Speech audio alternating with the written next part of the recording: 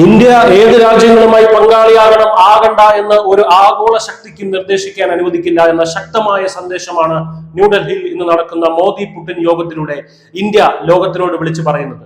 പ്രധാനമന്ത്രി Narendra Modi Russian president Vladimir പുടിനെ 2 ദിവസത്തെ ഉച്ചകോടിക്കായി ആതിഥേയത്വം വഹിക്കുമ്പോൾ വാഷിംഗ്ടൺ പൂർണ്ണമായും ജാഗ്രതയിലാണ്.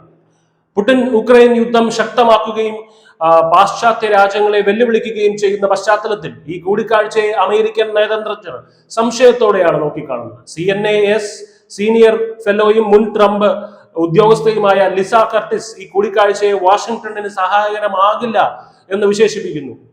എങ്കിലും ഭീഷണിപ്പെടുത്തി വരുതിയിലാക്കാൻ കഴിയുന്ന ഒരു രാജ്യമല്ല ഇന്ത്യ എന്ന സന്ദേശം അവർ ട്രംപ് ഭരണകൂടത്തിന് നൽകുന്നുണ്ട്. അടുത്തിടെ ഇന്ത്യക്ക് മേൽ ഏർപ്പെടുത്തിയ 50% താരിഫുകളും പാകിസ്ഥാനിലേക്കുള്ള അമേരിക്കയുടെ സൈനിക നീക്കങ്ങളും സഹായങ്ങളും സൂചിപ്പിക്കുന്നത് ഇന്ത്യ തന്റെ തന്ത്രപരമായ കൂട്ടുകെട്ടുകൾ അമേരിക്കയുടെ തിട്ടൂരത്തിന് ബലി കഴിക്കാൻ തയ്യാറില്ല എന്ന് തന്നെയാണ്.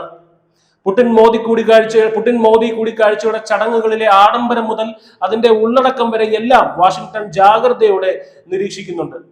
ബ്രൂക്കിംഗ്സിലെ തൻവി മദൻ പറയുന്നതനുസരിച്ച് പ്രതിരോധ ഊർജ ഉടമ്പടികളിലെ ഒപ്പുവെക്കലുകളും ഇന്ത്യയിലെ റഷ്യൻ എണ്ണ ഇറക്കുമതിയുടെ നിലവിലെ സ്ഥിതിയും അമേരിക്ക സൂക്ഷ്മമായി ട്രാക്ക് ചെയ്യുന്നുണ്ട്. ഇന്ത്യയുമായുള്ള റഷ്യൻ പ്രതിരോധ സഹകരണം, സാങ്കേതികവിദ്യ കൈമാറ്റം, ഊർജ പ്രവാഹം എന്നിവയാണ് US-ന്റെ പ്രധാന ആശങ്കകൾ. റഷ്യൻ എണ്ണ കരാർ ഇന്ത്യ പുതുക്കിയത് ട്രംപിനെ ചൊടിപ്പിച്ചിട്ടുണ്ടെങ്കിലും ഇന്ത്യയുടെയും റഷ്യയുടെയും ദീർഘകാലമായ ബന്ധത്തിനെ ട്രംപ് മനസ്സില്ലാ മനസ്സോടെയാണെങ്കിലും അംഗീകരിക്കുന്നുണ്ട്. പ്രസിഡന്റ് ഡൊണാൾഡ് ട്രംപിന്റെ പ്രതികരണം പ്രവചനാതീതമായിരിക്കും എന്നാണ് വാഷിംഗ്ടൺ പറയുന്നത്. മോദി ഷീ കൂടിക്കാഴ്ചയെ പറ്റിയുള്ള ട്രംപിന്റെ അഭിപ്രായം വളരെ മോശമായിരുന്നു എന്നാണ് അവർ പറയുന്നത്. ചൈനയ്ക്കെതിരായ പ്രധാന പങ്കാളിയായ ഇന്ത്യയുമായി ശക്തമായ ബന്ധം നിലനിർത്തിക്കൊണ്ട് റഷ്യയ്ക്ക് മേൽ സമ്മർദ്ദം ചെലുത്തേണ്ട ഒരവസ്ഥയിലാണ്, അല്ലെങ്കിൽ ഒരു ഗതികേടിലാണ് US.